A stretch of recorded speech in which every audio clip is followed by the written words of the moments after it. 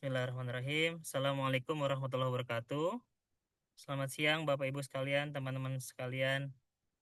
Eh, Pada pagi hari ini, pagi menjelang siang saya diberikan tugas untuk menyampaikan materi ya tentang granulasi palsu pada luka diabetes. Ya, terima kasih Bu Tiara. Jelas ya suaranya ya.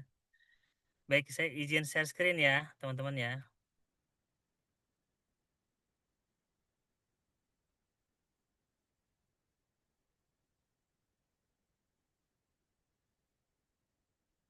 Sudah terlihat ya?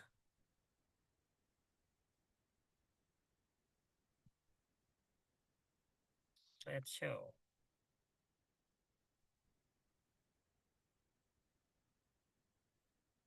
Bentar ini. Share dulu.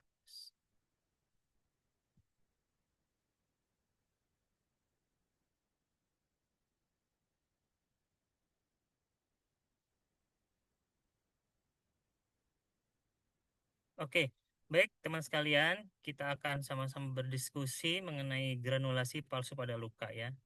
Jadi kita diharapkan bisa membedakan granulasi yang sehat ya dengan granulasi yang tidak tidak sehat ya.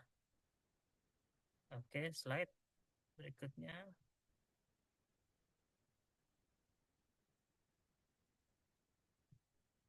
Bentar ya, ada gangguan ya, nggak bisa slide berikutnya sebentar.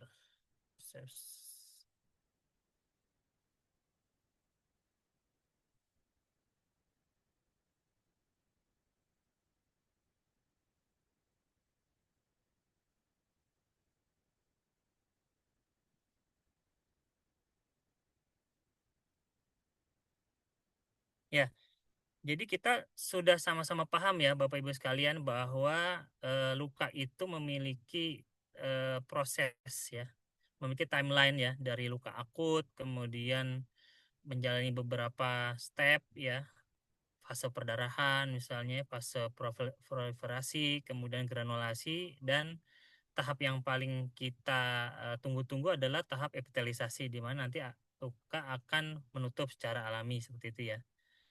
Nah, namun tidak semua jaringan yang berwarna merah ya, atau granulasi sekalipun adalah jaringan yang ideal, yang akan melangkah atau eh, masuk ke tahap berikutnya yaitu epitelisasi ya.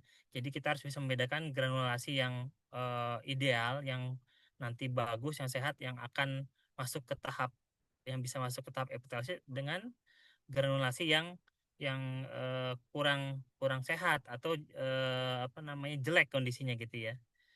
Dan granulasi palsu ini dapat menyesatkan ya, karena kita anggap wah lukanya ini sebentar lagi akan menutup nih. Kita sudah menunggu ya. Wah, lagi menutup kita sudah senang, tapi ternyata bisa menyesatkan ya. Dan bisa menunda terapi ya. Artinya kita karena kita sudah merasa aman, oh udah granulasi nih. Jadi kita tidak melakukan langkah-langkah yang diperlukan ya. Jadi tujuan pembelajaran kita siang hari ini adalah kita bisa memahami yang mana granulasi sejati, yang mana granulasi palsu. Ya, kemudian kita bisa mengidentifikasi tanda klinis ya. Tanda-tandanya seperti apa sih granulasi sejati?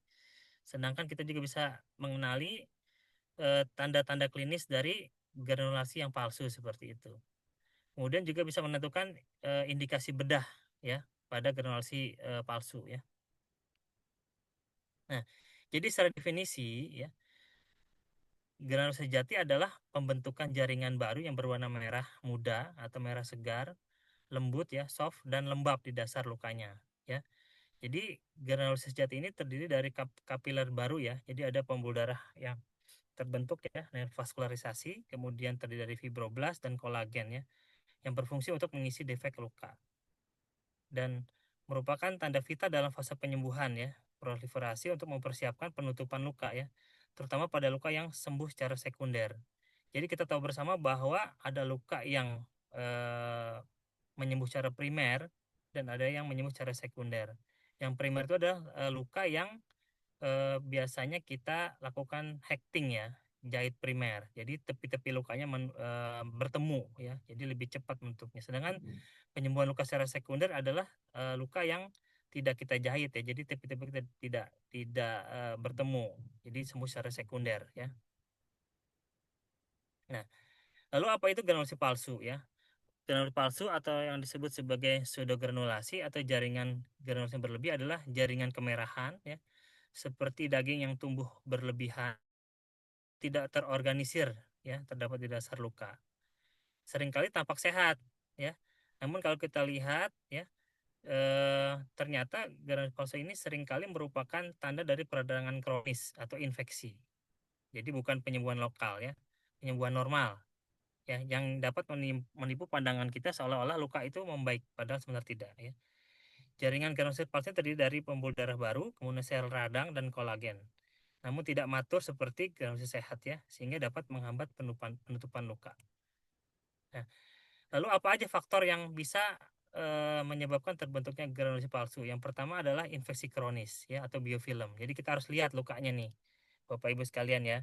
Ada infeksi atau enggak? Kita kan tahu ya, ada tanda-tanda infeksi ya. Misalnya ada kemerahan ya sekitar lukanya, kemudian ada indurasi ya, kemudian ada sekret ya biasanya ya. Kemudian ada suhu yang lebih meningkat dibandingkan jaringan sekitarnya gitu ya. Jadi kita bisa lihat tanda-tanda infeksi ada atau tidak pada luka yang kita rawat gitu ya. Kemudian faktor berikutnya yang bisa menyebabkan timbulnya granulasi palsu adalah iskemia ya.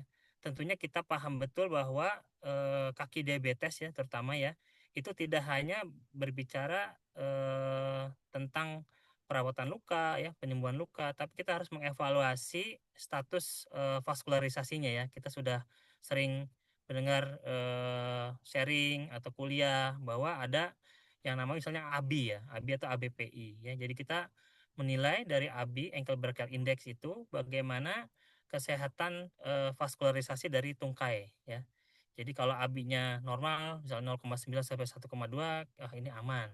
Sedangkan jika di bawah 0,9 atau lagi di bawah 0,4 ya, nanti kita berpikir ini adalah kondisi iskemia ya. Jadi bagaimanapun kita lakukan perawatan luka atau operasi debridement, kalau nggak dilakukan revaskularisasi atau perbaikan aliran darah, maka lukanya akan sulit juga untuk menutup atau menyembuh gitu ya. Kemudian yang ketiga adalah faktor tekanan mekanis. Jadi hati-hati ya Bapak Ibu sekalian, luka itu nggak boleh terkena tekanan ya atau beban ya. Salah satu pilar dari penyembuhan luka diabetes adalah kita harus melakukan prinsip namanya offloading ya. Itu sudah banyak dibahas oleh pembicara sebelumnya ya. Jadi harus offloading, tidak boleh ada beban tekanan. Jadi offload harus kita bebaskan dari tekanan. Makanya ada yang kita kenal dengan sepatu khusus diabetes ya. Jadi bagaimana custom tuh sepatu ya, tidak boleh ada tekanan di tempat-tempat yang memang misalnya tulang menonjol atau karena perubahan bentuk kakinya lebih apa namanya lebih tekanan pada satu sisi saja seperti itu ya. Jadi ada sepatu khusus atau alas kaki khusus. Jadi kita harus pastikan bahwa tidak boleh ada tekanan mekanis yang mengenai luka seperti itu ya.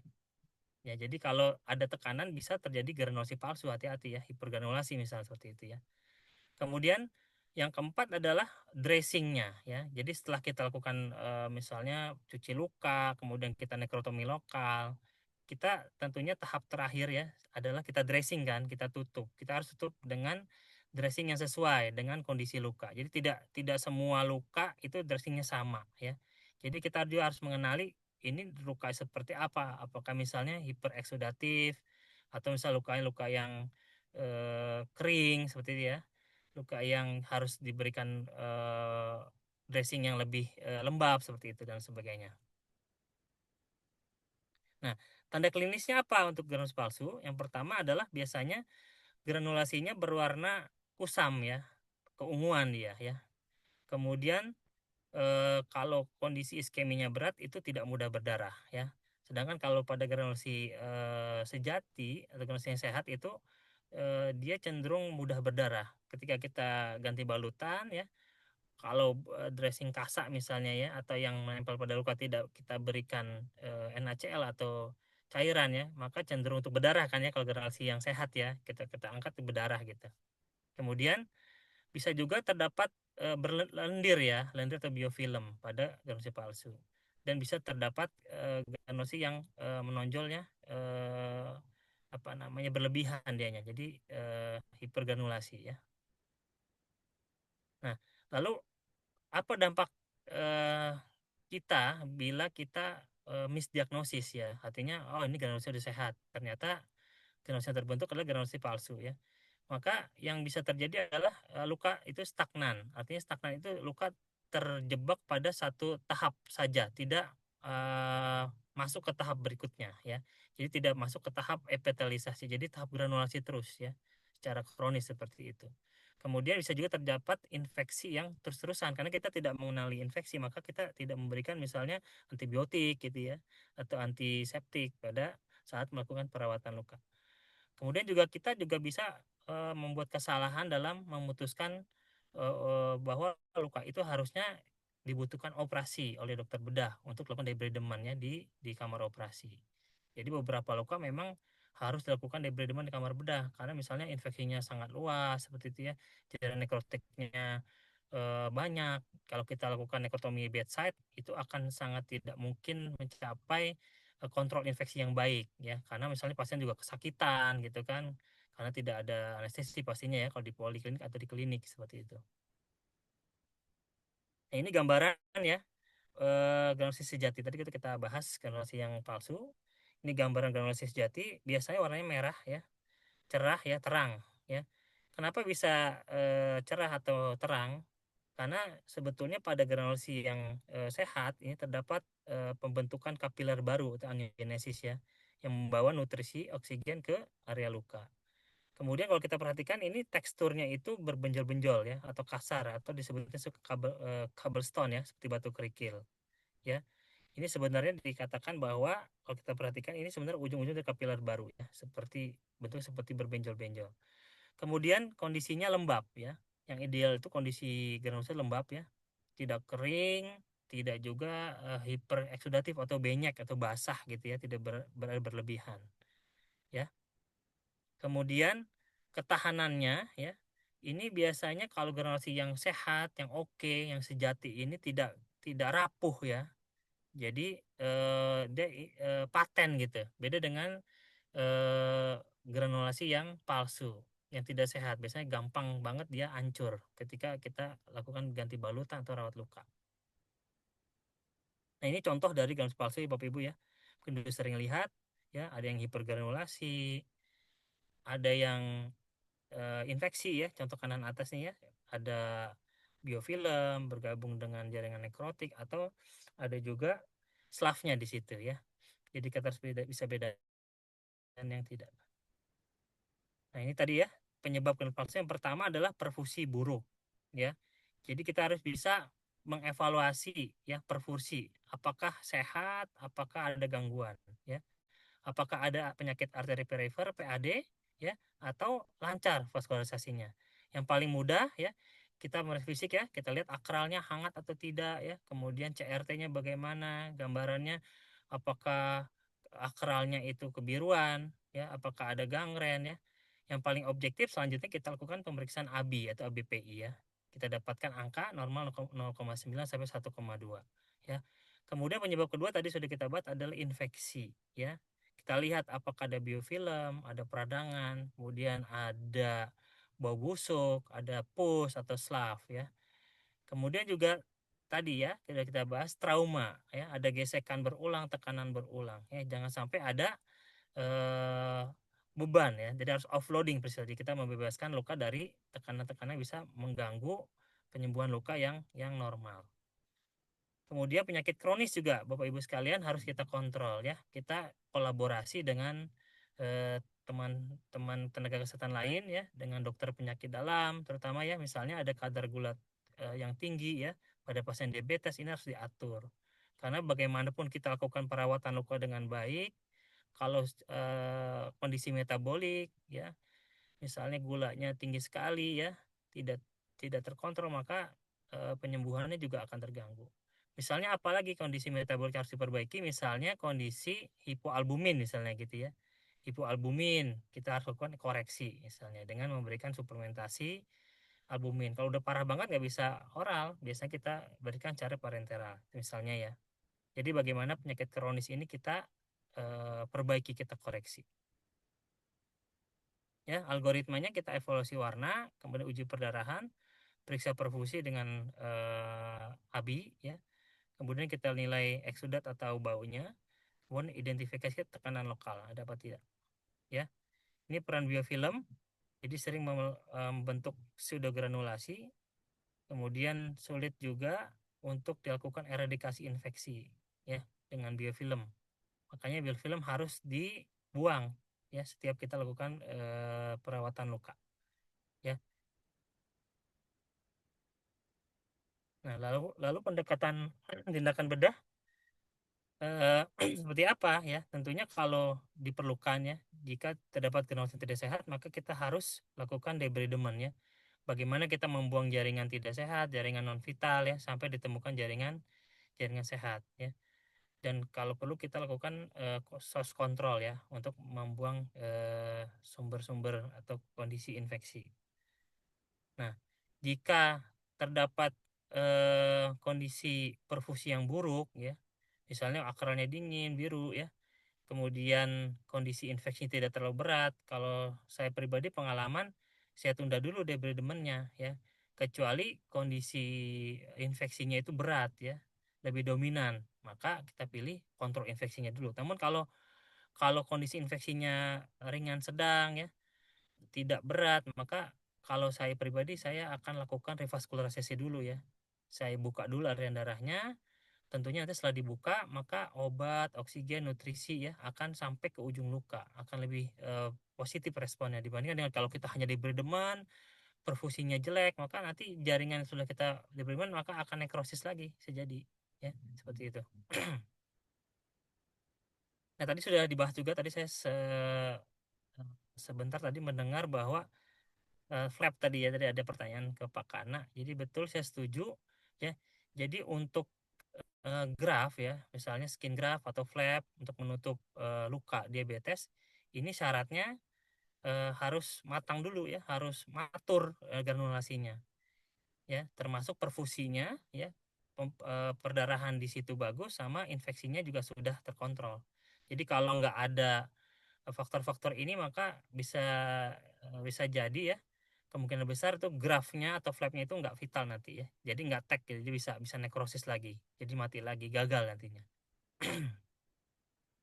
Ini ya, peran multidisiplin kita sudah di era kolaborasi teman-teman sekalian, jadi bagaimana kita berbagi peran ya untuk mensukseskan luka ya, supaya lukanya menutup. Pertama kita bisa berkolaborasi dengan bedah vaskuler ya untuk evaluasi perfusi dan revaskularisasi, kemudian dengan dokter penyakit dalam ya untuk kontrol gula darah metabolik. Bisa juga kita prosesnya dengan sejawat bedah yang lain, bedah umum, bedah ortopedi ya, bedah plastik ya, untuk lakukan debridement sama rekonstruksi jika diperlukan ya.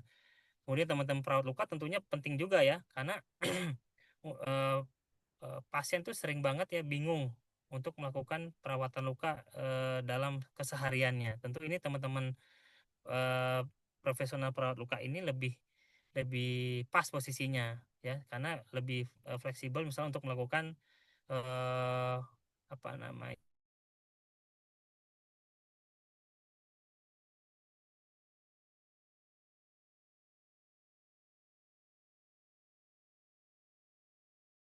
home visit, balancing measure ya, jadi luka akan diharapkan kondisinya tidak terlalu basah ya, tidak kering gitu ya, jadi harus lembab seperti itu. Kemudian dressing ya, dressing juga kita harus pelajari betul ya bagaimana dressing tiap luka berbeda ya, antara luka yang hipereksudatif infeksi dengan luka yang kering seperti itu. Dan yang terakhir juga kita ya, saya juga sering sekali berkolaborasi dengan teman-teman dokter rehabilitasi medik dengan timnya ya, bagaimana memastikan bahwa pasien itu yang utama misalnya offloading ya, jadi memilih alas kaki atau alat bantu jalan yang tepat ya. Tadi sudah kita banyak bahas bahwa offloading penting sebagai salah satu pilar perawatan luka diabetes ya. Karena kalaupun kita lakukan perawatan luka yang baik, tapi kalau ada tekanan atau trauma berulang pada luka, maka luka akan sulit menutup juga gitu. Ini udah pada tahu ya teman-teman ya, mungkinan ya. Jadi dressingnya ya. Jadi kalau biofilm kita bisa pilih hexamethylene biogonate ya, iodine atau silver. Kalau ada eksudat banyak, kita perlu dressing yang bisa menyerap eksudatnya. Kemudian jika luka kering, kita bisa berikan pelembab ya, salah satunya adalah hidrogel ya, atau juga bisa pakai NPWT ya untuk mengaspirasi eksudat yang berlebihan ya, seperti itu. Ya, jadi sebagai kesimpulan ya, tidak semua yang berwarna merah pada luka itu menandakan bahwa granulosnya sehat ya. Dan granulus palsi itu ada tanda bahaya, harus kita tata laksana dengan baik ya, dengan debrideman, kontrol infeksi dan optimalisasi perfusi dengan revaskularisasi. Baik, mungkin dari saya sebagai pengantar cukup. Mungkin ada pertanyaan atau diskusi. Terima kasih. Oke, baik. Terima kasih Dokter Budi yang sudah Suara kecil ya. menyampaikan materi yang sangat luar biasa. Bagi Bapak Ibu yang ingin menyampaikan pertanyaan bisa langsung tuliskan di kolom chat atau bisa raise hand sambil menunggu ya Dok. Mungkin kita tunggu sampai 1 sampai 2 menit ke depan. Silakan Bapak Ibu.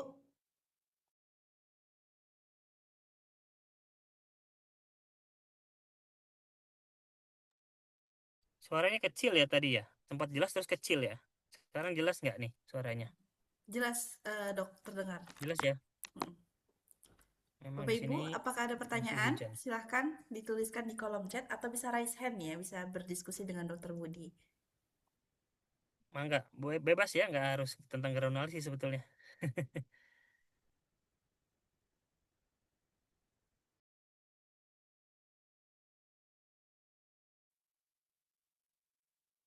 Oke, Bapak Ibu, apakah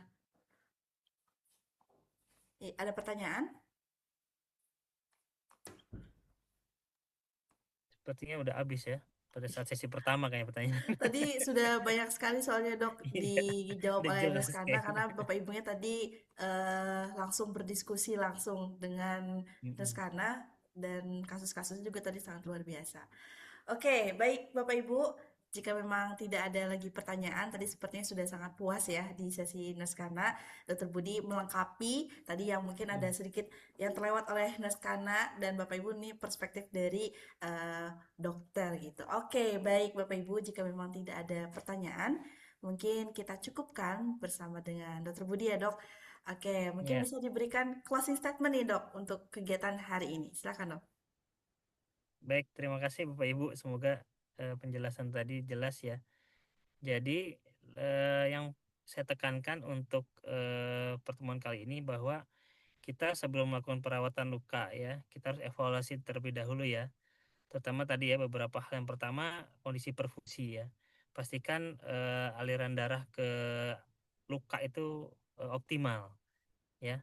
Jadi jangan sampai kondisi iskemi ya kita biarkan, dan kita tetap lakukan perawatan luka misalnya juga dengan nekrotomi ya. Nanti hasilnya akan tidak ideal gitu ya. Yang pertama. Yang kedua adalah kontrol infeksi ya, jangan lupa ya. Jadi kita selain memberikan antibiotik ya, kita harus melakukan pencucian luka dan debrideman lokal ya. Kalau lakukan di bedside ya. Jadi kita buang jaringan nekrotik, jaringan infeksi termasuk pus atau slaf ya. Sehingga kita dapatkan kondisi luka yang bersih seperti itu ya. Bukan steril, yang bersih ya. Jadi luka nggak perlu steril ya. Jadi bersih. Jadi infeksinya terkontrol ya. Yang ketiga adalah kita pastikan kondisi metabolik pasien ya. Metabolik pasien misalnya kondisi penyakit kroniknya, gulanya, albuminnya, nutrisinya juga terpenuhi. Dan yang terakhir adalah jangan lupa ya, pastikan jangan sampai ada tekanan ya atau trauma berulang pada luka, yang itu akan menghalangi proses penyembuhan luka juga. Demikian dari saya, Mbak Ulis, semoga bermanfaat.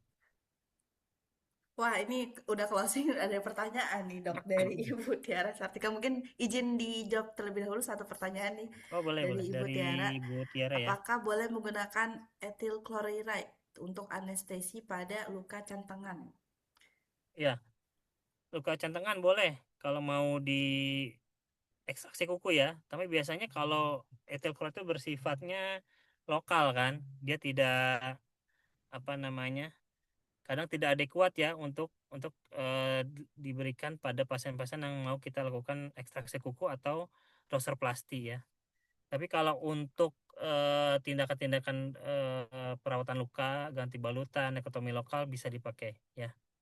Lumayan itu bisa mengurangi nyerinya ya. Baik.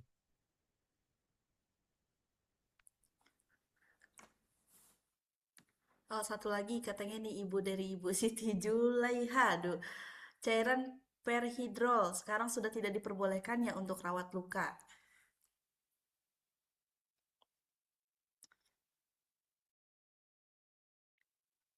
Mungkin boleh diberikan penjelasan sedikit dok untuk dari Perhidrol apa ya? pertanyaan Saya juga baru ibu. dengar nih. Perhidrol ya.